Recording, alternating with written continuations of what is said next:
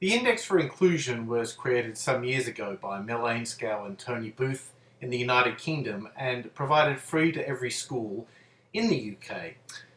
The index was devised based on research and philosophical evidence about how to best implement inclusive education.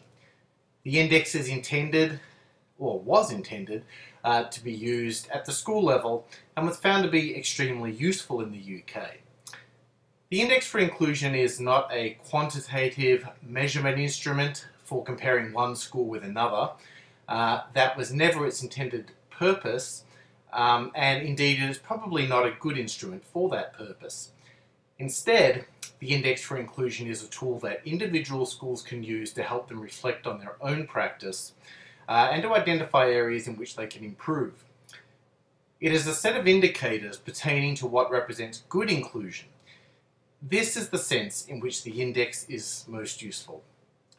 The index has been translated into many languages. However, I doubt those translations took the care that I have seen in the case of the Ukrainian version of the index.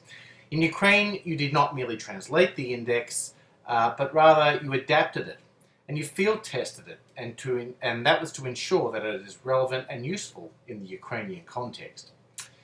My observations are that great care was taken, and that being the case, I'm sure that the end product, this Ukrainian Index for Inclusion, will be very useful to schools across the country. I would like to recognise the contributions of our friends and colleagues at Step by Step, the Ministry of Education, Science, Youth and Sport, and the Institute of Special Pedagogy in Ukraine for supporting this index initiative. The project is also co-sponsored by CEDA and the Renaissance Foundation, Soros. And of course, it's the individuals within those organisations that deserve the highest praise. The education system in Ukraine is large and change is happening quickly. I hope you enjoy your discussions with one another about the index.